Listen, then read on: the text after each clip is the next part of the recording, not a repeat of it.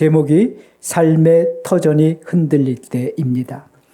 시편 46편 표제를 보면 고라 자손의 시, 인도자를 따라 알라못에 마친 노래 그랬습니다. 여러분 여기 알라못이라는 단어는 그런 고라 자손이 사랑하는 노래라는 거죠.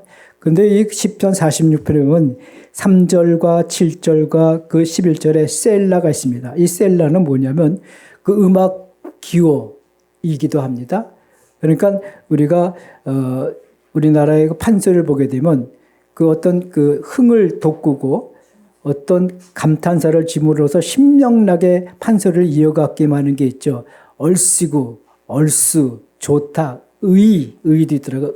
그리고 조사해 보니까 아몬도 있더라고요. 아멘이 아니라 아몬도 있더라고요. 아, 별게 다 있었구나. 얼씨구, 좋다, 이런 것들이 들어가죠. 판서를 신명나게. 그러니까 여기 음악적 기호인데 셀라는 바로 그겁니다. 예. 유대인들이 바로 그거라는 거죠. 여러분 고라 자손은 민수기 16장에 보게 되면요. 그 하나님 앞에 반역하다가 250명이 땅이 갈라져서 몰살당하고만 주홍 글씨가 새겨진 가문입니다. 수치스럽고 부끄러운 가문이죠. 한두 명 죽은 것이 아니라 하나님이 워낙 진노하셔서 땅이 갈라져서 다 삼켜버리고 말았어요. 정말 비참한 가문이죠. 근데 여러분 그 가문에 반전이 일어납니다. 왜냐하면 그들이 하나님을 찬송하는 자들이었기 때문에, 찬양하는 자들이었기 때문에 그들은 찬송하기를 그치지 않고 찬양하기를 쉬지 않는 자들이었습니다. 그래서 고라 자손의 17대 손에 누가 나오냐면 사무엘 선지자가 나옵니다. 여러분 사무엘 선지자는요 이스라엘의 사사시대를 끝내고 왕정시대를 여는 그 분기점의 선지자가 누구냐면 사무엘 선지자였습니다. 사무엘 선지자를 통해서 이스라엘은 사울 왕을 세우고 다윗 왕을 세웁니다. 사무엘 선지자는 정말 이스라엘 역사 가운데 중요한 역사의 분기점에 섰던 그 선지자인데 그 사무엘 선지자가 누구의 가문이냐면 고라 자손의 17대 손이라는 거죠. 이처럼 찬송은 정말 놀라운 은혜가 있음을 여러분 믿으시기 바랍니다. 여러분 기도하다가 찬송하다 소변 본 적 있어요? 저는 기도하다가 찬송하다가 소변 본 적 몇 번, 옷을 몇 번 버렸어요. 왜? 기도하다가 찬송하다가 화장실 갈 수 없으니까. 무당하고 싸울 때. 1시간씩, 1시간 반씩, 1시간 반씩 기도할 때. 바깥에서 추운 날씨에. 그래서 옷을 다 버리면 집에 와서 빨래 다 하고 몇 번 그랬어요. 몇 번. 찬송 부르면서 몇 번. 우리가 새벽 기도할 때 매달 한 달에 한 번씩 한 곡만 부릅니다. 그러니까 30일 동안 부르는 거죠. 그러면 한 곡을 암송합니다. 그럼 1년은 몇 곡 암송해요? 12곡을 부르는 거예요. 저는 지금 16곡 정도를 암송하는데 그걸 다 부르면 한 45분에서 50분 걸릴 때가 많이 있습니다. 얼마나 좋은지 모릅니다. 집에 갈 때도 교회 올 때도 차를 탈 때도 누구를 만나러 갈 때 밥 먹을 때도 찬송 부르고 다닙니다. 여러분 찬양에는 놀라운 은혜가 있음을 믿으시기 바랍니다. 길을 걷든지 차에 있든지 어디든지 설거지라든지 밥을 짓든지 시장을 가든지 찬송하면서 하는 거예요. 여러분 고라 자손 보세요. 주홍 글씨가 새겨진 완전 망한 가문인데 완전 역전이 일어나서 솔로몬 왕 시대는 고라 자손이 성가대를 합니다. 찬양을 합니다. 근데 이 시편 46편 이 시의 배경이 어떤 배경이냐면 히스기야 왕 때 일어났던 사건을 하나님께서 도우시고 큰 환난 가운데 하나님께서 다시 이스라엘 유대 민족을 다시 왕을 통해서 다시 세워간 역사를 생각하면서 지었던 시이기도 합니다. 그러니까 역사적 시죠. 경험적 시죠. 있었던 시죠. 사건이었다는 거죠. 여러분 히스기야 왕 아시죠? 선한 왕, 종교 개혁을 일으켰던 왕, 우상 숭배를 깨뜨리고 그리고 젊었을 때부터 청년 때부터 왕의 자리에 올려서 그 왕권을 하나님 앞에 내어드리고 자신은 겸손하게 모든 주권을 하나님 앞에 맡기며 하나님 말씀대로 하나님의 진심대로 따랐던 왕이 누구예요? 히스기야 왕이었습니다. 그러나 그에게도 환난이 찾아옵니다. 희한하지 않습니까? 이상하지 않습니까? 그렇게 하나님을 경배하고 예배하고 우상 숭배를 척결하고 성전 그 개혁을 일으켰고 종교 개혁을 일으켰던 왕인데 그에도 큰 환난이 찾아옵니다. 아수르의 사네립 왕이 큰 대군 18만 5천 명을 가지고 그 유대 민족을 침략해 옵니다. 막 성읍들이 무너지고 침략당합니다. 그때 히스기야 왕은 너무나 무서웠어요. 두려웠어요. 큰 환난 당하니까. 그러니까 어떡합니까? 자기 성전에 있던 금과 성에 있던 모든 금을 다 빼서 사내립 왕에게 갖다 바칩니다. 봐달라고. 이거 가지고 끝내라고. 근데 사내립 왕은 그 말을 듣지 않고 계속 침략해 옵니다. 그때 히스기야 왕은 낙담 가운데 이사야 선지자에게 부탁합니다. 자신은 벳옷을 입고 옷을 찢으며 하나님 앞에 나아가 회개 기도하며 선지자에게 나라를 위해서 기도해달라고 부탁하는데 선지자가 기도해서 하나님의 응답을 받습니다. 하나님께서 이 아수르 군대를 멸망시킬 것이다. 두려워하지 말아라. 아멘. 아멘. 여러분들이 기도하면요, 하나님께서 주일날 말씀을 듣고 응답해 주셔요. 할렐루야. 아멘. 믿으시기 바랍니다. 아멘.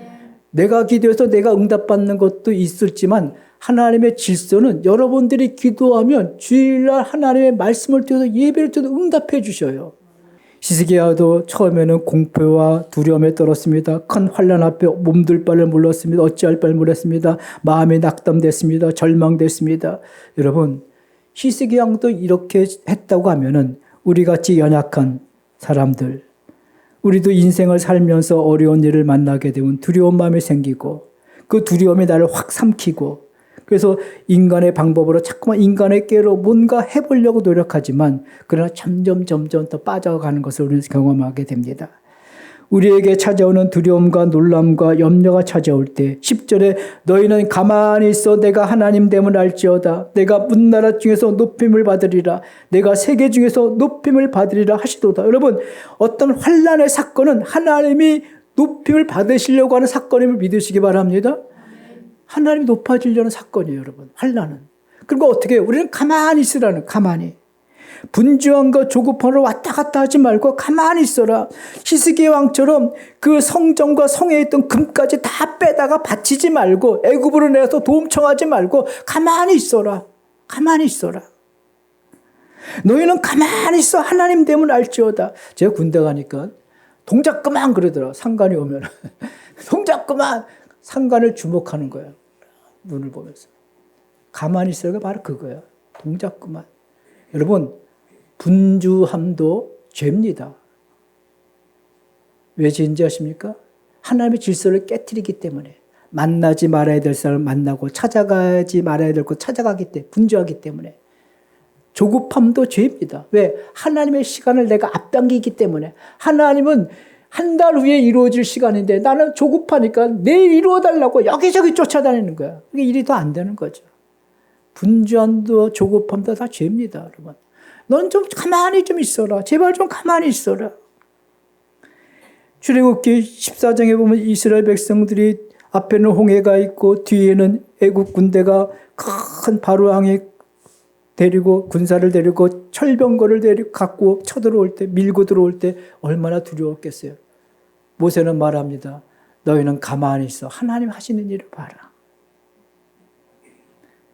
우리 1절 같이 읽겠습니다. 1절 시작. 하나님은 우리의 피난처시여 힘이시니 환난 중에 만날 큰 도움이시다. 아멘. 여기 하나님은 우리의 피난처, 하나님은 우리의 힘, 하나님은 우리의 큰 도움이라고 말했습니다. 여러분, 유대 문화권에서 3이라는 숫자는요, 신비와 능력을 뜻하기도 합니다. 똑같은 이야기입니다. 하나님은 우리의 피난처, 하나님은 우리의 힘, 하나님은 우리의 큰 도움이시다. 여러분, 큰 도움이시라는 겁니다. 하나님의 큰 도움을 받는 저와 여러분 되기를 주님의 이름으로 축복합니다. 아멘. 여러분, 그러려면 관계가 좋아야 돼요. 뭐가 좋아야 돼요? 관계가 좋아야지. 관계가 좋아야지 큰 도움을 받지. 하나님을 믿고 신뢰하고 사랑하고 그분의 말씀에 따라 순종하고 나가는 때 관계가 더 깊어집니다. 아멘. 시편 25편에 보게 되면요. 주님께서는 자기와 친밀한 자에게 약속을 펼치겠다. 그런 말씀하셨어요. 세번역 성경에. 주님은요. 자신과 친밀한 자에게 하나님의 약속을 보여주겠다. 여러분, 인생은 도움입니다. 인류 최초의 아담이 혼자 있을 때 하나님께서 다 좋았다는데 그것만 좋지 않았어요. 그래서 하나님께서 아담이 홀로 있는 것이 좋지 않아서 돕는 배필을 만들었습니다. 여러분, 돕는 배필입니다. 서로 돕는 배필이에요. 도와주는 거죠. 인생은 서로 돕는 겁니다. 근데 우리는 요즘 어때요? 자꾸만 숨어 들어갑니다. 혼자 됩니다. 고립됩니다. 자꾸만. SNS, 카톡도 마음 안 들면 어때요? 탁탁 끊어갑니다. 탁탁. 점점 고립돼요. 점점 탁탁. 탁탁 끊어갑니다. 고립. 여러분, 성경 역사에서 사울왕은 카톡 끊고 SNS 끊고 계속 끊다가 하나님과의 관계도 끊어버렸어요. 사울왕이 가장 비참하게 죽었어요. 왜? 인생은 사람은 돕는 배필인데 서로 도와가 살아가는 게 인생의 복인데 자꾸만 끊어가는 겁니다. 화난다고 끊고 마음에 안 든다고 끊고 밉다고 끊고 싫다고 끊고 그러니까 땅의 지경이 넓어지지가 않아. 계속 끊어가는. 여러분 인생은 돕는 배필이에요. 돕는 사람이 있어야 돼요. 그러므로 여러분들이 하나님과의 관계를 좋게 맺으려면 여러분 언제나 내 중심이 아니라 하나님 중심이 되어야 됩니다. 아멘. 마틴 부거 유대인 철학자는요, 관계를 두 종류로 표현했습니다. 몇 종류? 딱 두 종류가 있대. 나와 너의 관계. 그러니까 사람과 사람과의 인격의 관계. 그 다음에 나와 그것과의 관계. 얼마나 명철합니까, 여러분? 어떤 사람들은 나와 너와의 관계, 인격 대 인격의 관계예요. 사람이 좋아서 그저 단순합니다. 사람이 좋고 아름답고 사람이 귀하고 인성이 좋아서 그리고 사람이 정말 사랑스러워서 관계를 맺어가는 사람이 있는 반면에 어떤 사람들이 그와의 관계, 그 사람이 갖고 있는 부산물 때문에 그가 재물이 있고 그가 사회적 지위가 있고 그가 명성이 있고 그가 인기가 있고 그가 미모가 있고 그가 건강이 있다면 그것과의 관계를 맺으려고 사람과의 관계를 맺으려는 사람들. 여러분 누가 더 행복한 삶을 살 수 있을 것 같아요? 나와 너의 관계를 맺어가는 사람은 행복하지 나와 그것과의 관계를 맺어가려는 사람은 행복할 수가 없습니다. 여러분 우리의 관계가 서로 도움을 주고 도움을 받는 나와 너의 관계로 승화되기를 주님으로 축복합니다. 시편 46편은 큰 두려움을 만났을 때 하나님의 큰 도우심으로 신앙의 승리, 인생 승리한 것을 후대에 남기고자 고라 자손들이 부른 겁니다. 여러분 오늘 시편 46편을 들으시고 혹시 여기 음악적 기질이 있는 분들이 있다면 한번 가락을 한번 만들어 보세요. 우리 암송해 보게. 왜냐하면 우리 인생에 너무 우리 삶의 터전이 흔들릴 때가 너무 많기 때문에 우리 인생이 만만치 않습니다. 너무 힘듭니다. 어렵습니다. 정말 삶의 터전이 막 흔들릴 때가 너무나 많습니다. 그럴 때마다 우리는 공포가 찾아오고 두려움이 찾아오고 아무것도 할 수 없을 정도 손발이 떨릴 때가 있습니다.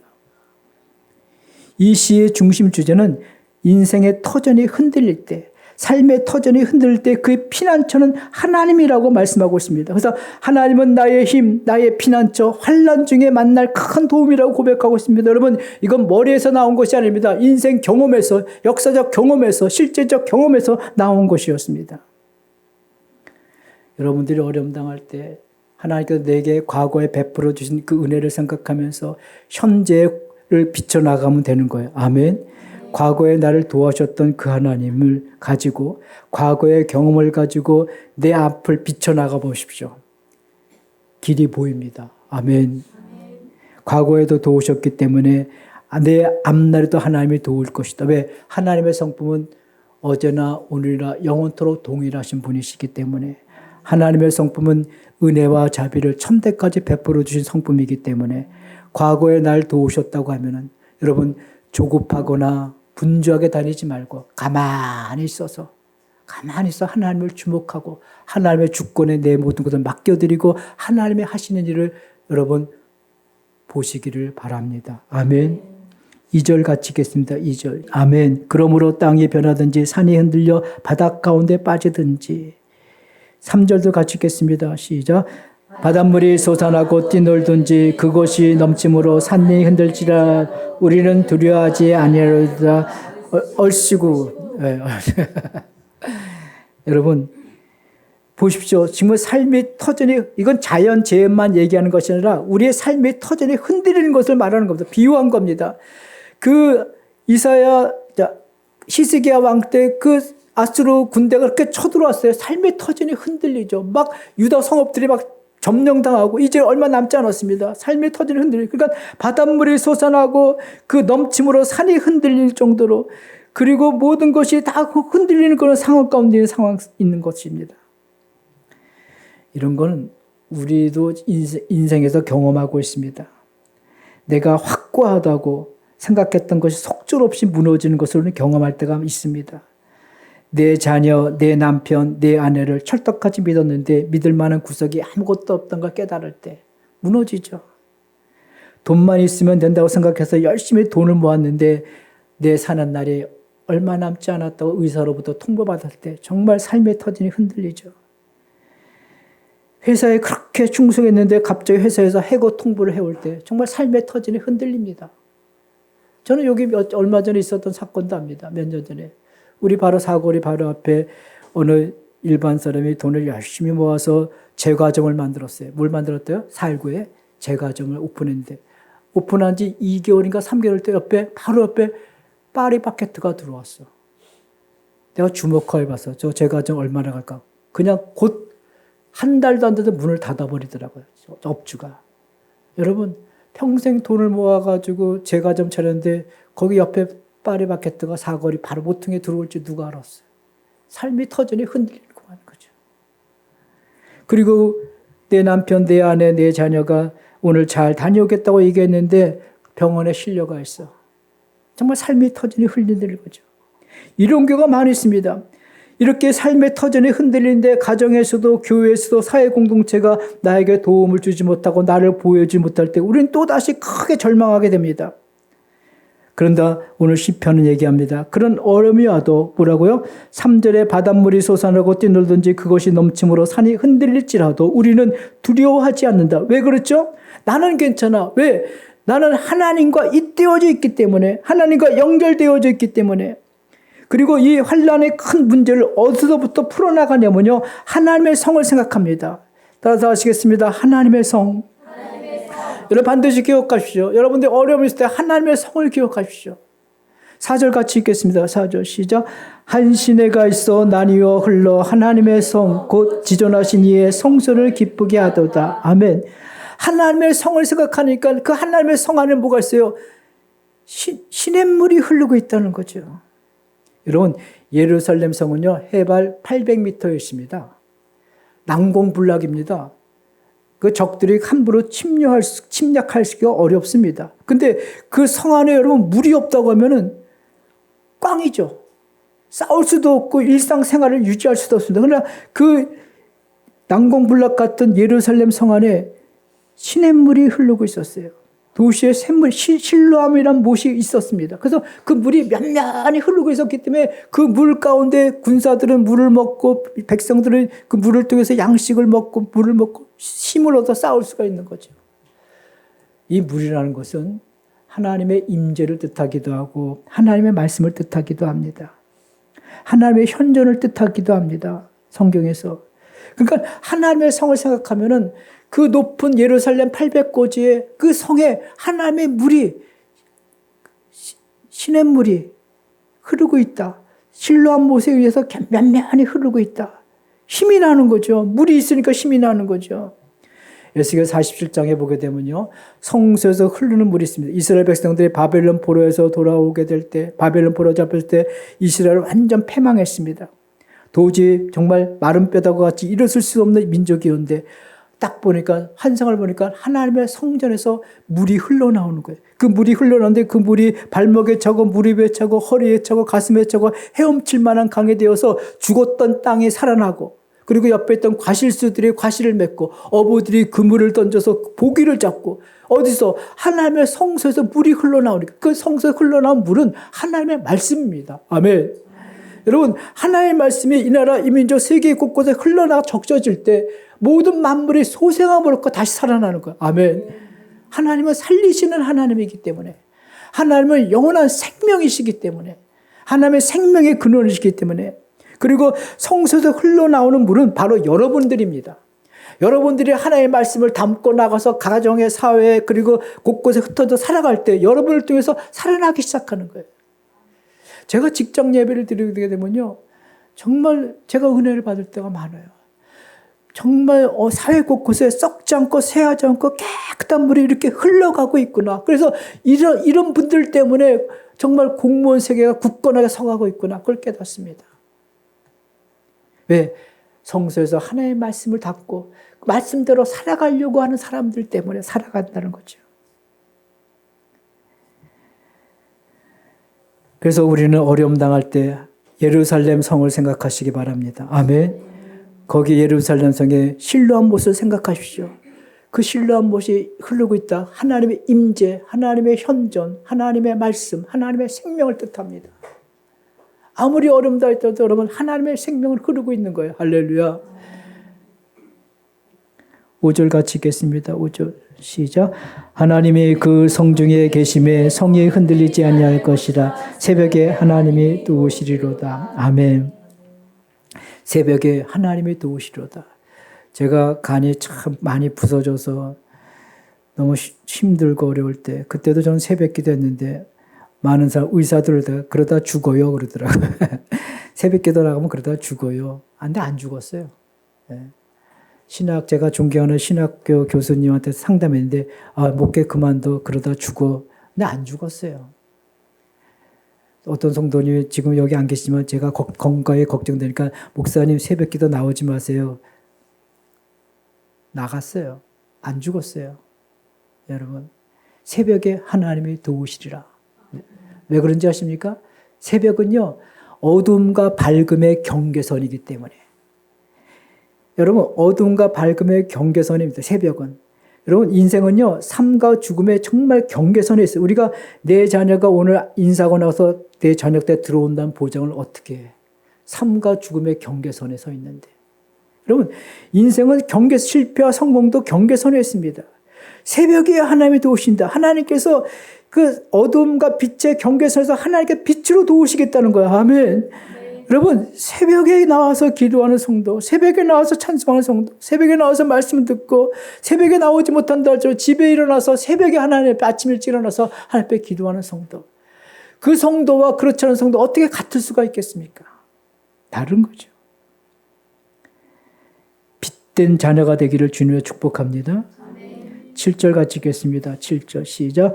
만군의 여호와께서 우리와 함께 하시니 야곱의 하나님은 우리의 피난처시라. 셀라. 아멘. 얼씨구 죄송합니다.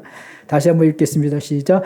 만군의 여호와께서 우리와 함께 하시니 하나님은 우리의 피난처시리다. 얼씨구. 네, 얼씨구. 네, 얼씨구. 악센트를 주세요. 얼씨구.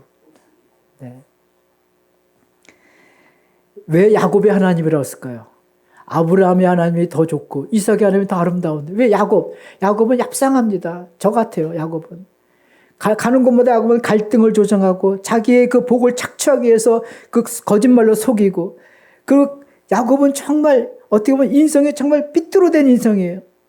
속임수를 사용하고 하나님 자녀가 같지가 않습니다. 근데 야곱에도 좋은 점은 있죠. 자기가 성취한 것을 성취하기 위해서 14년 동안 라헬을 얻기 위해서 기도하는 인내도 있죠. 견딘 것도 있죠. 그리고 가족 중심의 삶을 사는 것도 있습니다. 그 외에는 야곱이 좋을 게 없어요. 근데 하나님은 야곱의 하나님이라고 부르는 걸 기뻐해요. 야, 여러분 놀랍지 않습니까? 아브라함 하나님이라면 내 이해가 가. 이삭의 하나님이라면 순종의 아들이기 때문에 이해가 가. 근데 야곱은 정말 아무것도 건덕지도 없어. 죄송하지만. 야곱의 하나님이 왜? 야곱의 하나님이라면 나의 하나님도 될 수 있다는 거예요. 아멘. 나 같은 죄인의 하나님도 될 수 있다는 거예요. 여러분. 하나님이 아브라함의 하나님이다. 오늘 설 자리가 없어요. 이삭의 하나님이다. 오늘 설 자리가 없어요. 왜? 이삭은 순종에 파였기 때문에. 100% 순종했기 때문에. 근데 하나님은 야곱의 하나님이다 하면 우리는 설 자리가 있는 거예요.